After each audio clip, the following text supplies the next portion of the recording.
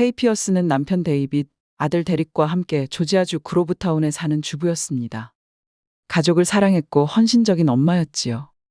2009년 3월 25일 9일로 신고 전화가 들어왔습니다. 수리공이 수리를 위해 방문 약속을 잡고 케이의 집에 도착했는데 집안에서 인기척이 없어 집의 뒤편으로 가보니 뒷문을 깨고 누군가 그 집에 침입한 흔적이 있다는 전화였습니다. 경찰이 도착했을 때 집안의 상황은 끔찍했습니다. 서랍은 모두 뽑혀져 있었고 벽과 바닥에는 온통 누군가가 심각한 상처를 입었음이 분명한 붉은 자국들이 가득했습니다. 집안을 수색하던 경찰은 차고에서 공격을 당해 피를 흘린 채 쓰러져 있는 케이를 발견했습니다. 그녀의 옆에는 그녀를 공격할 때 쓰인 것으로 보이는 망치와 야구방망이가 놓여 있었지요. 케이는 온몸이 상처투성이었고 방어흔도 발견되었습니다. 발견 당시 희미한 심장박동을 보여 병원으로 급히 이송되었지만 생명유지 장치가 없으면 버티지 못할 만큼 상태는 위독했습니다. 당시 케이의 남편 데이빗은 사업처 캘리포니아에 있었는데요. 출장에서 돌아와서 심각한 아내의 상황에 많이 놀랐고 결국 의료진의 설명을 듣고 그녀를 하늘나라로 보내는 데 동의했습니다. K의 사건은 이제 폭행 사건이 아니라 사람을 해친 사건으로 전환되었습니다. 하지만 그날 누군가의 침입을 당한 집은 K의 집뿐만이 아니었습니다. 그녀의 옆집에 사는 베키의 집에도 누군가가 침입을 했던 것이었지요. 문의 유리는 깨져 있고 집은 어수선했습니다. 다행히도 그 시간에 집에는 아무도 없었기 때문에 또 다른 피해자는 없었습니다. 하지만 뒷문에서 핏자국이 발견되었습니다. 경찰은 그것이 수상했습니다. 핏자국을 보면 K의 집을 먼저 침입한 후에 베키의 집에 갔다는 건데 방금 전까지 누군가를 잔혹하게 공격하고 내버려둔 채 바로 옆집을 침입했다라는 게 일반적이지 않았다 생각했던 것입니다. 보통의 범인이라면 누군가에게 발각되기 전 범행 후 빨리 현장을 떠났을 것이라는 것이 경찰의 추측이었습니다. 그 집에 사는 베키 시어스는 자신의 집이 침입당했다는 사건과 K가 공격당했다는 사실에 매우 혼란스러워했고 K의 상태를 걱정했습니다. 비록 지금은 관계가 소원해졌지만 사건 몇 달 전까지만 해도 K와 베키는 매우 친한 관계였습니다. K의 남편인 데이빗과 베키의 남편인 토니도 그랬고 그녀의 아들들끼리도 서로 친한 친구였습니다. 가족끼리 같이 여행을 가기도 할 정도로 매우 끈끈한 관계였지요.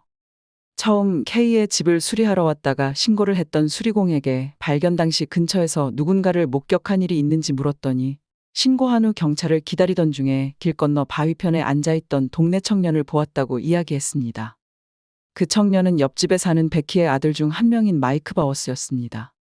베키에게는 토니와 재혼 후 낳은 아이들의 이전 결혼해서 얻은 이미 성인이 된 2명의 아들이 있었는데 마이클은 그 중 한 명이었습니다. 경찰은 마이클에게 신발 밑창을 보여달라 요청했는데 그의 신발바닥에 유리조각이 붙어 있었습니다. 베키의 집 문에 핏자국이 있었기 때문에 경찰은 그 집에 살고 있으며 근처에 있던 마이클에 대해 의심을 할 수밖에 없었는데요. 마이클에게 범죄 경력이 있고 좋지 않은 약 문제가 있다는 것을 알게 되었습니다. 사건 당일에도 이미 친구의 집에서 좋지 않은 약을 한 상태였다고 말했습니다. 그날 아침의 행적에 대해 마이클에게 물었더니 마이클은 엄마인 베키가 그날 이른 아침부터 나가서 일을 알아보라며 쫓아냈기 때문에 친구네 집에 가 있다가 집으로 돌아와서 깨진 유리문을 보고 밖에서 앉아 있었다고 진술했습니다. 경찰은 유령 용의자로 그를 보았지만 체포할 만한 확실한 증거는 없었습니다. 조용하던 마을에서 벌어진 강력 사건은 이웃들을 공포에 빠뜨렸습니다. 하지만 K의 사망이 이틀도 되지 않은 시점에 또 한 번의 강력 사건이 벌어지는데요. 이번 피해자는 이틀 전 범인이 침입했던 또 다른 집에 사는 K의 친구 베키였습니다. 퇴근을 하던 베키는 한 남자가 다가와 무기를 겨누며 금품을 요구했는데 자신에게 돈이 없다는 걸 알고 자신의 다리를 쏘고 도망갔다는 이야기를 합니다. 다행히도 베키의 상처는 심각한 편은 아니었습니다. 경찰은 이 사건들이 연관이 있을지 모른다는 의심을 하며 베키에게 사생활 등 이것저것을 물었지만 딱히 누군가 의심되는 인물은 없었습니다. 근처에 동종전과가 있는 전과자가 살았기 때문에 그에 대한 조사도 해보았지만 그는 확실한 알리바이가 있었기에 용의선상에서 배제되었습니다.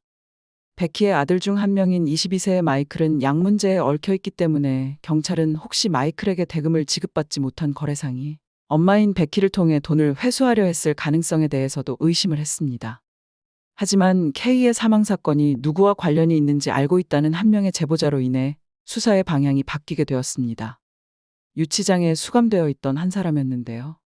다름 아닌 베키의 남동생 제리였습니다. 제리의 제보는 놀라웠습니다. 자신의 누나인 베키가 여러 번 자신에게 사고로 위장해서 K를 세상에서 사라지게 해달라며 부탁했다는 것입니다. 제리가 거절을 하니 그런 일을 해줄 사람을 알아봐 달라고까지 했다고 합니다. 제리가 밝힌 베키가 K를 제거하고 싶은 이유는 놀라웠습니다. 다름 아닌 절친 K의 남편 데이빗과 불륜 관계였기 때문이었습니다. 이런 사건에 연루되고 싶지 않았던 제리는 계속 거절을 해왔다 말했습니다. 유치장에서 뉴스를 통해 K의 사망 소식을 듣게 된 제리는 결국 베키가 이를 버렸음을 직감하고 그것을 경찰에게 알렸던 것입니다. 그리고 베키의 첫 번째 결혼에서 생긴 또 다른 아들 19살 크리스토퍼도 베키의 불륜 사실에 대해 잘 알고 있다고 말했습니다. 경찰은 사실관계를 파악하기 위해 K의 남편인 데이빗을 소환하였습니다. 데이빗도 베키와의 불륜 사실을 순순히 인정하였습니다. 하지만 이미 그들은 끝난 관계라고 말을 했습니다. 데이빗의 말에 따르면 그들은 6개월 전 관계를 시작했습니다. 서로의 배우자 몰래 전화와 문자를 주고받았고 미래를 즐겼습니다. 베키의 남편인 토니는 장거리 트럭 운전수였기 때문에 집을 비우는 일이 자주 있었습니다. 이들의 관계는 들키지 않고 6개월 동안 계속될 수 있었지요. 하지만 데이빗은 죄책감으로 인해 이 관계를 끝내고 싶어 했다고 말했습니다. 무엇보다 데이빗은 아내인 K가 불륜에 관해 알게 되길 바라지 않았습니다. 데이빗과 K는 고등학교 시절부터 함께해서 결혼까지 하게 된 부부였습니다. 전직 군인이었던 데이빗이 전국 어디서 근무하던 함께하는 헌신적인 아내였고 아들인 데릭에게도 완벽한 엄마였습니다. 거기다가 베키는 그런 헌신적인 아내의 친구이자 그들의 이웃이고 아들인 데릭의 친구의 엄마이기도 했습니다. 베키의 남편인 토니와의 관계도 물론이었고요. 결국 데이빗은 누구도 상처받는 사람 없이 관계를 끝내고 싶어 했지만 베키는 그걸 원하지 않았습니다. 사건 발생 한 달 전 데이빗에게 이 관계를 계속 유지하고 싶지 않다는 통보를 들은 베키는 남편인 토니에게 자신이 데이빗과 불륜 관계였음을 밝혔습니다. 이 소식을 들은 토니는 이 둘의 관계를 K에게도 알렸습니다. 사실을 알게 된 K는 큰 충격을 받았습니다. 즉시 베키와의 모든 연락을 멈췄고 데이빗 또한 그렇게 하기를 바랬습니다.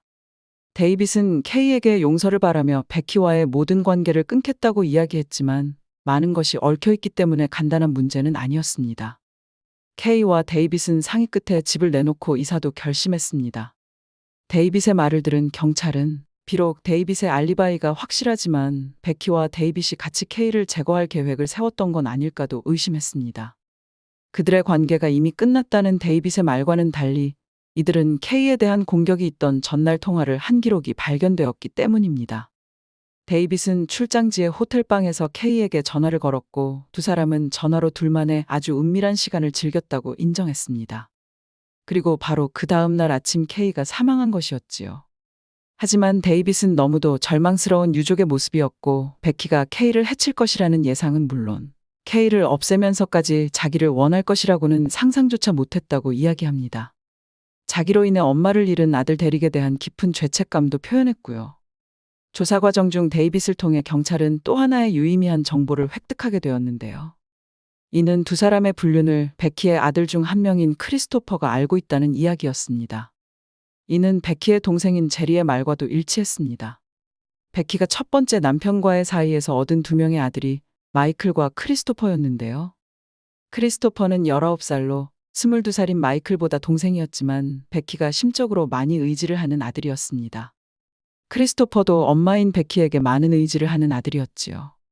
베키는 어려서부터 많은 사고를 치곤 했던 마이클보다 크리스토퍼에 대한 애정을 티가 나게 드러내는 편이었습니다.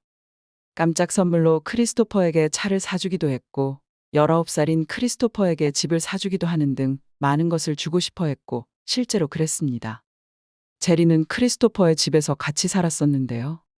경찰에게 제리는 크리스토퍼는 엄마를 위해 모든 것을 할 아이이고 자신이 K를 제거할 계획에 동참할 것 같지 않으니 크리스토퍼를 계속 회유했을 거라며 크리스토퍼도 이 일과 연관이 있을 것이라고 이야기합니다.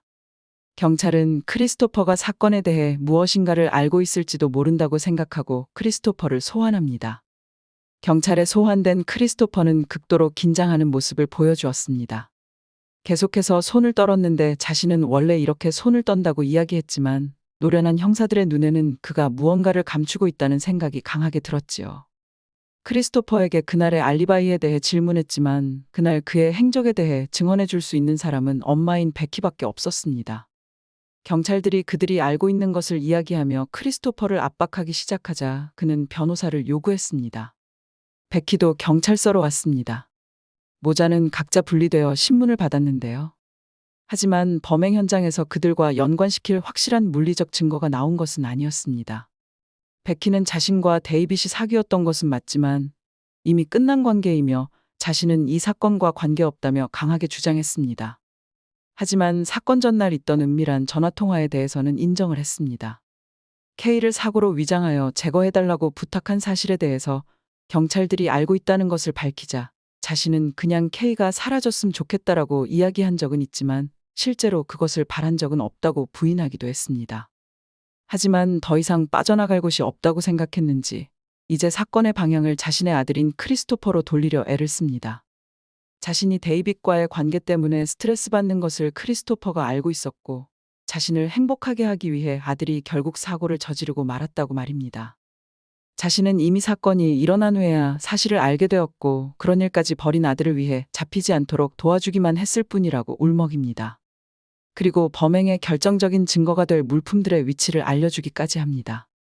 범행 당일 크리스토퍼가 입었던 옷은 백팩에 꽁꽁 넣어진 채 베키의 엄마의 다락에 있다고 말이지요.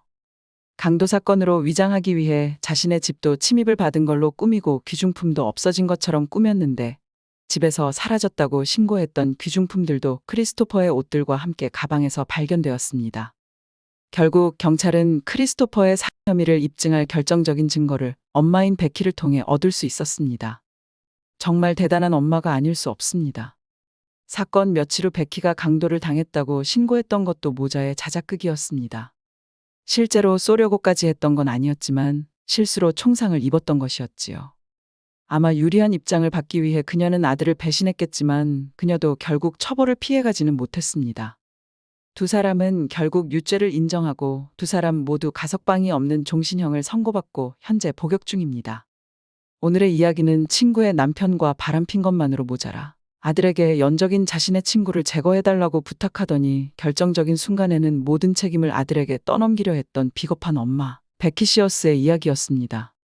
짜릿한 일탈의 대가로 아내를 잃은 데이빗과 자신이 좋아하던 야구 배트로 엄마를 잃은 그의 아들 데릭이 매우 안쓰러운 사건이었습니다.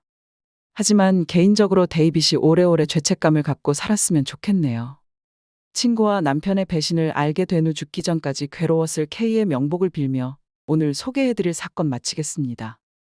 오늘의 이야기가 흥미로우셨다면 구독과 좋아요, 알림 설정 부탁드립니다. 사건에 대한 자유로운 의견도 댓글로 부탁드립니다. 다음번에도 흥미로운 사건으로 찾아뵙겠습니다. 이상 해외 사건 스토리텔러 한나였습니다. 안녕히 계세요.